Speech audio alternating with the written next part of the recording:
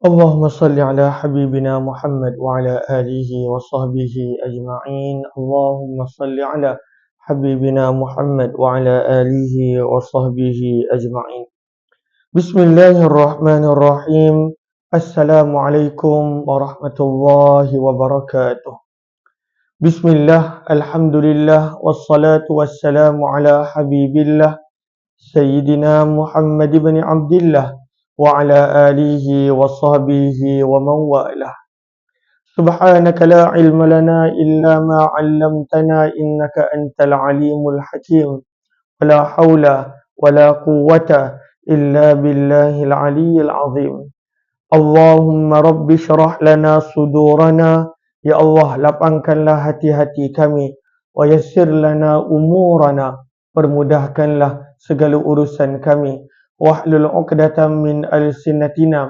Bukakanlah ya Allah ikatan daripada lidah-lidah kami. Yafqahu aqwalana, agar boleh difahami tutur bicara kami. Allahumma faqqihna fid din. Ya Allah, berikanlah kepada kami pemahaman di dalam urusan agama. Wa'allimna at-ta'wil. Ajarkanlah kepada kami pemahaman Al-Quran. Allahumma inna nas'aluka ilman nafi'a. Kepadamu ya Allah kami memohon ilmu yang boleh mendatangkan manfaat. Wa rizqan wasi'an tayyibah. Rezeki yang luas, melimpah ruah, lagi halal, bersih, suci. Wa amalan mutaqabbala. Amalan yang diterima. Wa shifaan min kulli da'. Dan sembuh daripada segala jenis penyakit. Amin, amin ya rabbal alamin. Ahlan-ahlan kepada semua, selamat malam, salam pertemuan dalam sirah baginda Nabi Muhammad sallallahu alaihi wasallam, dan kita berada pada siri yang ke-126. Kita masih lagi membicarakan berkenaan tentang perjanjian Aqabah yang kedua. Daripada perjanjian ini berlakunya persetujuan daripada baginda Nabi sallallahu alaihi wasallam membenarkan para sahabat baginda untuk berhijrah. Kita menggunakan kitab sirah yang terkenal, kitab sirah Nabawiyah Ar-Rahiqul Maktum, dan kita telah tiba pada muka surat 225 di mana kita baru sahaja selesai bercerita tentang perjanjian Aqabah yang kedua. Buat yang kali pertama join, maka setiap malam jam 11 malam kita berkongsi sedikit sebanyak tentang Nabi sallallahu alaihi wasallam. Dan sebelum daripada ini, pada siri sebelum ini, bagaimana dengan perjanjian Aqabah yang kedua telah mendapat kesepakatan daripada penduduk Madinah yang mereka akan berpegang kepada 5 janji mereka dengan Nabi sallallahu alaihi wasallam. Dan Nabi yang minta 5 benda ini. Maka Nabi SAW minta mereka untuk dengar, patuh dan taat pada setiap waktu dan keadaan. Dan mereka bersetuju. Nabi SAW meminta mereka untuk berinfakkan harta. Maka mereka bersetuju. Nabi SAW minta mereka untuk membantu Nabi, ajak kepada kebaikan, mencegah kemungkaran. Maka penduduk Madinah setuju. Nabi SAW minta mereka untuk menegakkan agama tanpa menghiraukan kecaman orang yang suka mencela. Mereka bersetuju. Dan yang kelima, Nabi SAW minta mereka untuk mempertahankan baginda sebagaimana mereka sanggup mempertahankan diri mereka dan keluarga, dan mereka setuju. Dan perjanjian ini berlaku pada tahun 13 kenabian, pada musim haji bulan Zulhijjah. Dan daripada rentetan inilah maka bermulanya hijrah para sahabat Nabi SAW ke Madinah. Ahlan-ahlan kepada semua, Cikgu Zul, ahlan-ahlan, ayah anda Mulyati Rinduani Siska. Terima kasih banyak-banyak kepada yang beri gift, Nurafina, Marda WKN, diorang FB pula. Ahlan-ahlan Habibah Abdul Aziz, Nurjura Azlin, Azliana, Siti Maria, Asia Hussein, Hamidah Hussein, Nurjahan Karamdat, kemudian PKL Sadariyah, Wan Nurmah, Kak Langsu, Azima, Bunga Seri Pagi, Rosilawati Yahya, dan juga semua sahabat-sahabat yang lain. Kita dah tiba muka surat 255. yang mana penulis buku nak terangkan kepada kita pentingnya perjanjian Aqabah yang kedua. Dan kalaulah kita lihat dalam hadis sahabat Nabi yang bernama Ka'ab bin Malik, di sisi penduduk Madinah kebanyakannya mereka lebih menyukai perjanjian Aqabah yang kedua berbanding daripada Badar. Itu adalah pandangan mereka. Walaupun kata para ulama Badar yang adalah lebih besar kedudukan peristiwanya berbanding daripada perjanjian Aqabah yang kedua. Muka surat 255, penulis buku berkongsi sedikit berkenaan tentang perjanjian Aqabah yang kedua. Kata penulis buku, perjanjian Aqabah yang kedua ini, pertengahan muka surat 255, dikenali juga sebagai Bai'ah Aqabah Al-Kubra. Bai'ah Aqabah Al-Kubra. Perjanjian di Aqabah berlaku 2 kali. Maka dikenali dengan perjanjian Aqabah yang kedua dan dikenali juga sebagai perjanjian Aqabah Al-Kubra. Maka perjanjian ini berlangsung, kata penulis buku, dalam suasana yang dinaungi oleh perasaan cinta dan setia serta sikap tolong-menolong di kalangan orang-orang beriman. Maka apa yang kita belajar daripada perjanjian Aqabah ini?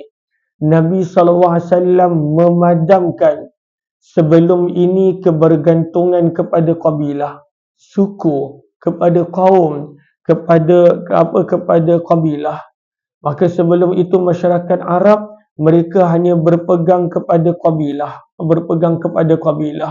Maka orang ini daripada kabilah ini disanggup hidup dan mati untuk kabilah dia. Orang ini daripada kabilah lain maka disanggup hidup mati dengan kabilah dia. Tetapi Nabi SAW membawakan satu perkara yang berbeza, bukan berlandaskan kepada suku kaum, bukan berlandaskan kepada kabilah, tetapi semata-mata ukhuwah Islam. Sebab itu kata penulis buku, maka Nabi SAW dalam perjanjian Aqabah ini, yang pertama Nabi memupukkan cinta. Bagaimana perlu ada kasih sayang di kalangan orang beriman, walaupun ada yang bukan Arab mungkin, ada daripada kabilah mana sekalipun, perasaan cinta. Nabi SAW juga memupukkan perasaan setia. Sebab itu Nabi minta bai'ah daripada sahabat-sahabat Madinah. Nabi minta kesetiaan mereka. Yang ketiga, Nabi minta mereka untuk saling tolong-menolong. Sebab itu perjanjian yang kelima, Nabi SAW minta mereka mempertahankan Rasulullah sebagaimana mereka sanggup pertahankan diri dan keluarga. Maka yang ketiga, maka Nabi SAW terapkan perasaan untuk tolong-menolong. Di samping itu, perjanjian ini turut diselubungi oleh rasa kepercayaan. Sifat yang keempat, percaya. Mereka percaya kepada Rasulullah, Rasulullah pun percaya kepada mereka. Mereka percayakan penduduk Mekah pun percayakan penduduk Madinah. Dan yang kelima, keberanian dan nekat untuk menyertai perjuangan ini. Kata penulis buku rahimahullah, sebenarnya orang-orang beriman daripada kalangan penduduk Yathrib hakikatnya menaruh belas kasihan terhadap saudara mereka yang beriman daripada kalangan penduduk Mekah yang sentiasa tertindas. Sebab itu mereka ajak Nabi hijrah. Teruk penduduk Mekah kena tindas, kena seksa. Termasuklah Nabi SAW. Oh, ini bukan gincu. Ini apa dipanggil? Dia bukan gincu, astagfirullahaladzim. Filter. Filter, saya pun tak pasti kenapa filter dia macam ni. Bukan gincu. Mana ada orang pakai gincu. Program TV pun tak ada pakai gincu. Terima kasih Tafiz Unit 10 di atas ni. Bukan gincu. Mana ada orang lelaki pakai gincu. Allahumma salli ala Muhammad. Okay. Allahumma salli ala Muhammad. Dekat program TV pun tak pakai gincu. Tu filter. Saya tak betulkan tadi filter dia. Sebab tadi masa kuliah maghrib, tempatnya gelap dekat tu. Maka tu yang guna filter cerah. Maka malam bila ada lampu dekat studio, dekat rumah, maka saya tak tukar filter. Allahumma salli ala sayyidina Muhammad. Suruh ubah. Dia kalau dah mula live dah tak boleh ubah dah. Kalau dah mula live. Kalau dah mula live. Ada ustaz saya pakai pelembab bibir. Yalah. Imam Rafiq, masya-Allah. Ustaz Rafiq pun ada. Imam Rafiq, imam surau saya. Allahumma salli ala Muhammad. Kalau dah mula live tak boleh ubah. Mungkin boleh ubah, tapi saya tak pandai nak ubah kalau dah mula live. Tadi sebelum live, sebab tadi pakai filter tu untuk kuliah maghrib, sebab tempat dia gelap. Jadi bila dalam studio ada lampu, dia jadi over pula. Allahumma salli ala sayyidina Muhammad. Okey, insya-Allah. Okey, Allahumma salli. Memang boleh ubah. Sebelum live boleh. Lepas live saya tak pasti macam mana nak ubah. Okey, boleh tak kita fokus kepada isi daripada fokuskan kepada pakai gincu ke tak? Allahumma salli ala sayyidina Muhammad. Okey. Allahumma salli ala sayyidina. Minta maaf kalau tahfiz ini terganggu. Okey. Okey, nanti saya akan perbaiki insya-Allah. Allahumma salli ala Muhammad wa ala alihi. Mana tadi? Kita cerita kat mana tadi sirah Nabi? Allahumma salli ala Muhammad. Muka surat 255. Muka surat 255. Okey. Maka sebenarnya para sahabat Madinah, mereka merasa kesian terhadap sahabat-sahabat Mekah. Mereka merasa kesian terhadap sahabat-sahabat Mekah. Kita menggunakan kitab Sirah Ar-Rahiqul Makhtum, muka surat 255. Ahlan user 1992 Azimah. Azimah dekat Facebook dia tak ada filter tu. Azimah dan sebagainya. PKF Sadariyah serta sahabat-sahabat yang lain. Maka kenapa penduduk Madinah ni bersungguh-sungguh? Mereka memecahkan tembok. Sebelum ini kabilah, sebelum ini bangsa, sebelum ini suku. Mereka pecahkan tembok itu, kata penulis buku, kerana mereka kesiankan kepada penduduk Mekah. Teruk kena seksa, teruk kena sakiti. Dan inilah sebenarnya tuntutan iman. Sebab itu sabda Nabi SAW, Nabi SAW berikan perumpamaan. Orang-orang yang beriman adalah umpama satu jasad. Fi tawaddihim, dalam kasih sayang mereka. Wa tarahumihim, wa ta'atufihim, kamathalil jasadil wahid. Dan ini yang kadang-kala, Masya Allah, kita nampak semangat itu ada, iman itu ada. Ketika melihat saudara Palestin kita ditindas, saudara kita di Sudan ditindas, di Rohingya ditindas, ataupun di mana-mana tempat. Maka iman menuntut kasih sayang itu, sabda Nabi, umpama satu jasad. Nabi bersabda, fi tawaddihim wa ta'atufihim wa tarahumihim kamathalil jasadil wahid. Umpama satu badan. Idza ishtaka minhu udwun, sabda Nabi, apabila satu anggota badan sakit, kan kalau dah jadi satu badan, contohnya ada orang sakit telinga, maka seluruh tubuh badan tak boleh tidur. Dan itulah sifat yang ada pada sahabat-sahabat Madinah. Maka sahabat-sahabat Madinah ini, kenapa mereka bersungguh-sungguh ajak Nabi datang ke Madinah, ajak sahabat-sahabat Mekah datang ke Madinah? Kata penulis buku, kerana mereka merasa sangat kesian terhadap saudara mereka yang beriman daripada kalangan penduduk Mekah yang ditindas. Dan ini sifat yang patut ada pada orang beriman. Kalaulah ada mana-mana orang Islam, dia langsung tidak ada perasaan kesian, sedih, perasaan sayu terhadap kesusahan yang menimpa orang Islam yang lain, maka iman dia masalah. Maka iman dia adalah masalah. Maka iman menuntut kita mempunyai rasa belas kasihan kepada orang lain. Bahkan kalau dalam hadis Nabi SAW bersabda, iman itu adalah kita menyukai untuk orang lain apa yang kita suka untuk diri kita. La yu'minu ahadukum hatta yuhibba li akhihi ma yuhibbu li nafsihi. Dan itu yang kata penulis buku, kenapa sahabat Madinah ni sungguh-sungguh ajak Nabi datang ke Madinah, sungguh-sungguh ajak penduduk Mekah yang beriman datang ke Madinah. Walhal mereka tahu, mereka bawa je Nabi, mereka perlu berperang melawan musuh Nabi. mereka bawa je Nabi, mereka perlu untuk berhadapan dengan orang-orang yang benci Nabi. Dan itu yang berlaku dalam Badar, dalam Uhud, dalam Khandaq dan juga peperangan-peperangan kecil yang lain. Tapi kenapa mereka buat begitu? Kerana perasaan belas kasihan, sayang kepada orang beriman yang lain. Dan ini sifat yang kena ada. Kalaulah ada orang Islam yang tak ada sifat ini, dia tengok orang lain kena seksa, dia tak ada rasa apa-apa. Dia tengok orang lain kena tindas, dia tak ada rasa apa-apa. Maka iman dia masalah. Sebab iman sabda Nabi, la yu'minu ahadukum hatta yuhibba li akhihi ma yuhibbu li nafsihi. Dia kena suka untuk orang lain apa yang dia suka untuk diri dia.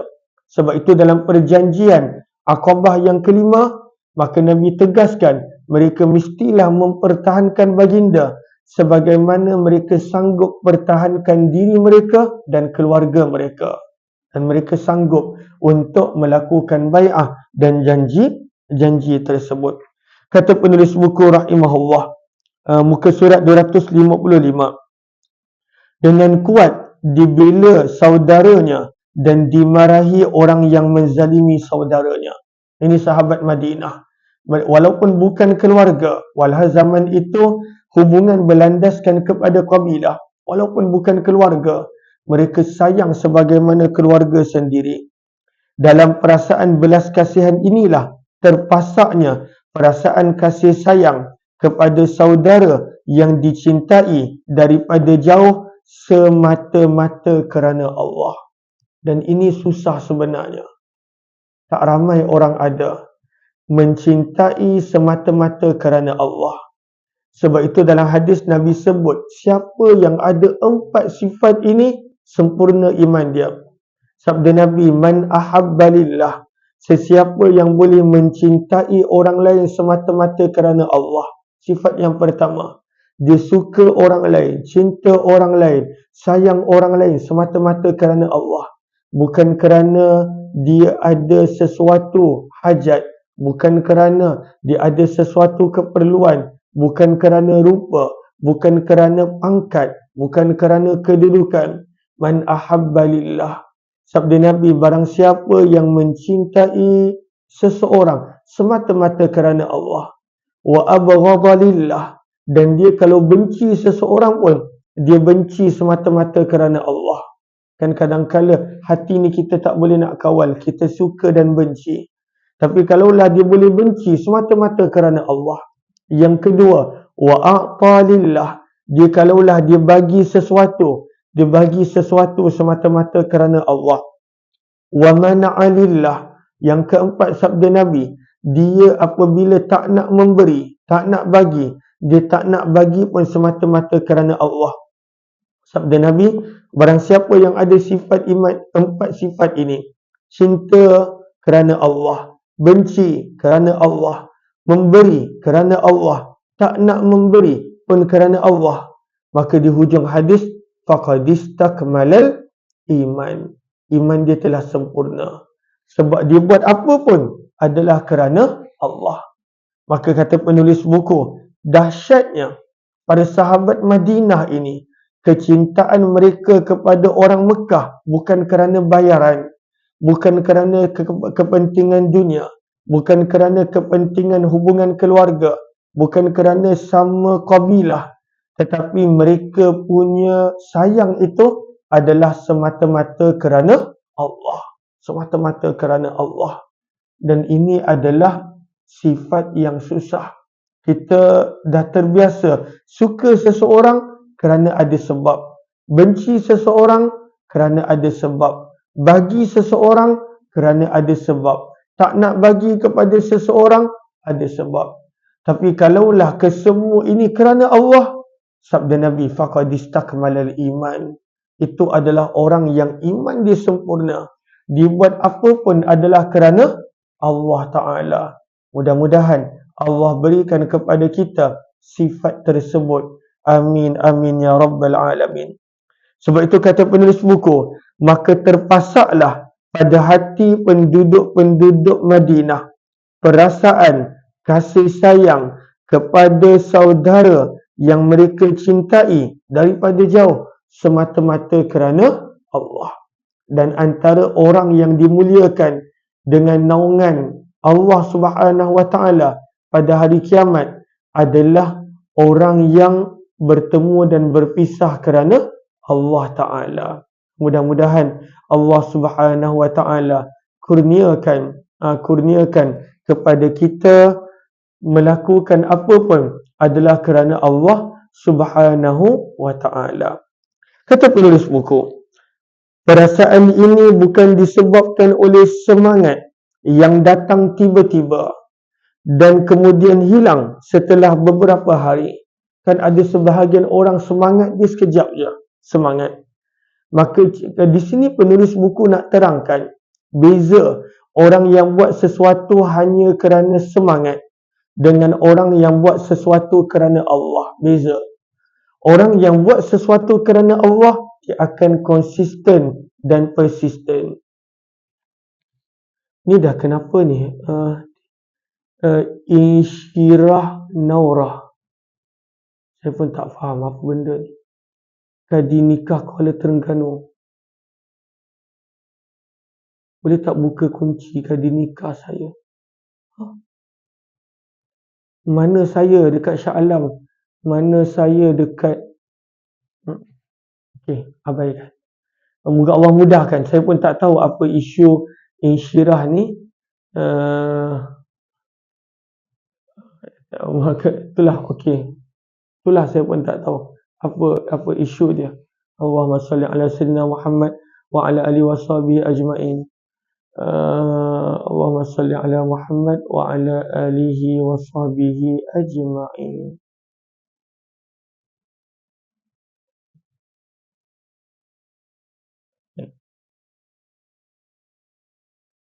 Tu kadang-kadang saya tak baca komen sebab entah apa-apa komen dan sebagainya. Okey. Saya minta maaf, moga Allah pemudahkan. Mungkin dia ada isu dengan kadi di Kuala Terengganu. Tapi saya bukan juru nikah dekat Kuala Terengganu. Saya nikah dekat masjid saya je dan tak lebih daripada itu. Allahumma salli ala sayyidina Muhammad wa ala alihi washabihi ajma'in. Okey. Okey, mana tadi?